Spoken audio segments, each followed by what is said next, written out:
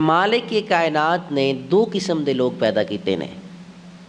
دو قسم دی مراد ہے کہ قیامت والے دن جڑے لوگ حاضری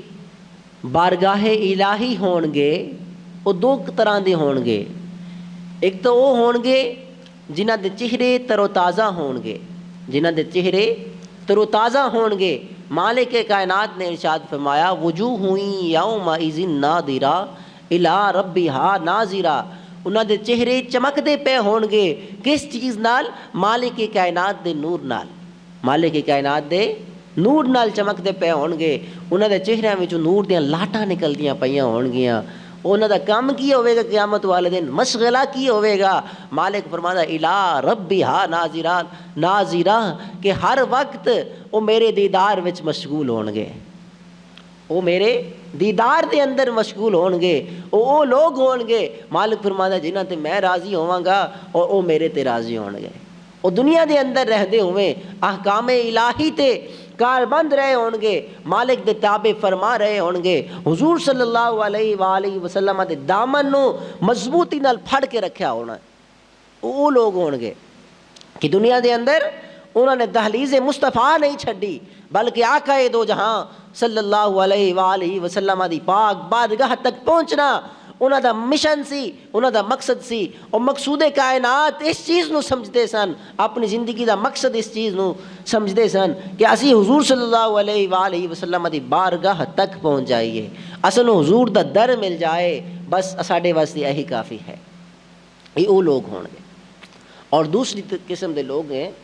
اللہ فرماندا ہے وہ لوگ ہون گے جنہاں دے چہرے سیاہ ہون گے، منہ بسوڑے ہون گے. انہاں نے منہ بسوڑے ہون گے. انہاں نوں نا امیدی دا شکار ہون گے کہ بھئی وہ اپنی زندگی دے نالاں ہون گے کہ بھئی اسی کی کر کے مالک دی بارگاہ وچ پہنچ چکے ہاں. مالک فرماتا ہے وجوہ یومئذ باسرہ کہ بھئی انہاں دے منہ چہرے سکڑے ہون گے، انہاں دے پشیمانی ہوے گی، ذلت دے آثار نظر آندے پے ہون گے چہرے دے اوتے. اور وہ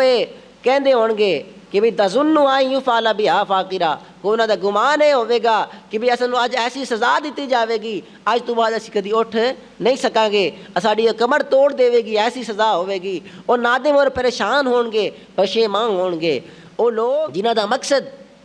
اللہ رب العزت نافرمانی ہونی سی دنیا دے اندر کیتی ہے، نہ مقصد سی نافرمانی کرنا، مقصد سی مالک دی بارگاہ تو روگردانی کرنا، مقصد سی حضور صلی اللہ علیہ وآلہ وسلم دی ذات پاک دے در تو ہٹنا. انہاں دا یہ مشغلہ اور انہاں دا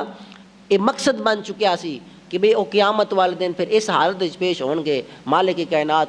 دی بارگاہ دے اندر انہاں نوں ذلت اور رسوائی دا سامنا کرنا پوے گا. المختصر گل صرف یہی ہے کہ انسان دا مشن، انسان دا مقصد مالک کائنات نو راضی کرنا ہونا چاہیے. مالک کائنات دی قدرتی مناظر دے اندر غور و فکر کرنا ہونا چاہیے. مالک کائنات دے قرآن دے اندر تدبر اور تفکر کرنا ہونا چاہیے. جڑا انسان اس مقصد تو ہٹ جاندا ہے اور مالک دی بارگاہ وچ جس وقت پیش ہوئے گا تو مالک کائنات دی بارگاہ وچ انہوں رسوائی دا سامنا کرنا پوے گا، ذلت دا سامنا کرنا پوے گا. مالک کائنات دی حالانکہ رحمت اتنی وسیع ہے، اتنی وسیع ہے. یہ جڑی رات مبارک رات گزری ہے، شب برات دی رات، شعبان دی 15ویں رات، اس دے بارے وچ آندا ہے کہ آقا دو جہاں صلی اللہ علیہ وآلہ وسلم نے ارشاد فرمایا کہ بھائی جس وقت لیلۃ النصف من شعبان آ جائے، 15ویں شعبان آ جائے، اے انسان تیرا کم کی ہونا چاہیے، تیرا مشغلہ کی ہونا چاہیے، تیرے اندر فیل کیڑا ہونا چاہیے کہ بھی تو کی کرے اس رات دے اندر. باقی راتاں دے اندر بھی تو غفلت نال ستا رہندا ہے، آیا کہ اس رات دے اندر بھی تو ستا رہویں یا نہ ستا رہویں. میرے آقا دو جہاں صلی اللہ علیہ وسلم نے نصیحت فرمائی سی، میرے حضور نے اپنا فرمان جاری کیتا، فرمایا اذا کانت لیلۃ النصف من شعبان کہ بھی جس وقت شعبان دی 15ویں رات آ جاوے اے مسلمان تو ستا نہ رہے، تو اس گل میں غفلت میں تو نہ رہے، بلکہ تیرا مشن یہ ہونا چاہیے، تیرا مقصد یہ ہونا چاہیے، تیری توجہ اللہ رب العزت دی بارگاہ کی طرف ہونی چاہیے ہے، تیرا دل مالک کائنات نال معلق ہونا چاہیے۔ وہ دل کی آکھے فقوموا لیلھا، میرے آقا فرماندے نے کہ بھی ساری رات اٹھ کے مالک منان وچ گزار دے، قیام وچ گزار دے، مالک دی بارگاہ وچ آہو زاری دے اندر گزار دے، گریا و فغان دے اندر گزار دے۔ تیرا مشن ہے ہونا چاہیے کہ آج مالک نو میں راضی کر کے اس مسلے تو اٹھاں گا،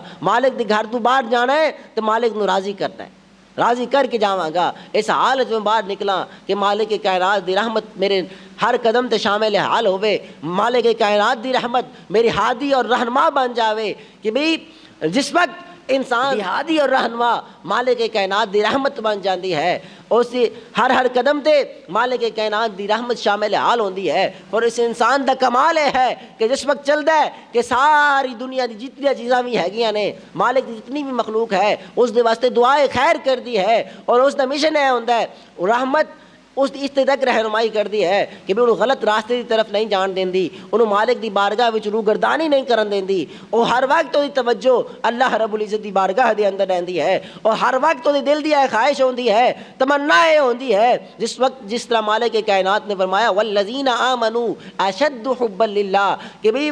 ایمان والے ہونے جنہیں میرے نال ٹوٹ ٹوٹ کے محبت کردے نے، جس طرح پروانہ ہوندا ہے لائٹ دے اوتے آ کے روشنی دے اوتے آ کے اپنی جان قربان کردا ہے، انہوں پتہ ہوندا ہے کہ میں روشنی دے قریب جاواں گا میں مر جاواں گا، میری جان چلی جاوے گی، لیکن پھر بھی وہ روشنی دے قریب آندا ہے کیونکہ روشنی نال اس پروانے نو محبت ہے اللہ رب العزت دے۔ او ایمان والے بندے جنہوں اللہ رب العزت نال ٹوٹ ٹوٹ کے محبت کردے نے، انہاں دا مشن اور مقصود ہی یہ ہوندا ہے کہ ایسا نو اللہ رب العزت دا در نصیب ہو جاوے، اور کوئی در ایسا ہے ہی نہیں جس در تے جاواں گے اساں نو اپنی زندگی اپنا درمان مل جاوے گا، اساں نو اپنا علاج مل جاوے گا، ایسا کوئی در ہے ہی نہیں۔ انہاں دا مشن اور مقصود ہے ہی ہوندا ہے، تمنا ہی ہوندی ہے، رضا اللہ ہوندی ہے، وہ ہر وقت چاہندے نے، انہاں دا مقصود ہوندا ہے کہ اللہ رب العزت دی رضا حاصل کرن وچ اسیں اپنی زندگی گزار دئیے اور حضور صلی اللہ علیہ وسلم دے دہلیز پاک تک اسی پہنچ جائیے۔ ساڈی معراج ہی ہے کہ اسی حضور صلی اللہ علیہ وسلم دے در تک پہنچ جائیے۔ آقا صلی اللہ علیہ وسلم فرماتے ہیں کہ ساری رات اٹھ کے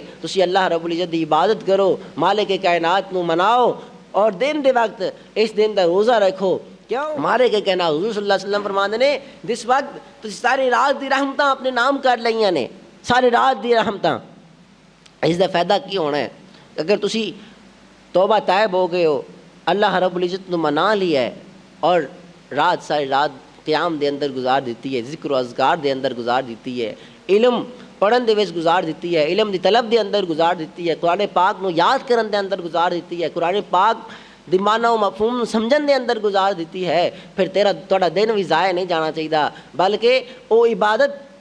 دن وچ رکھنی چاہیے کہ اللہ رب العزت تہاڈے دن دے اوتے بھی اپنے رحمتاں دا نزول فرماندا رہے۔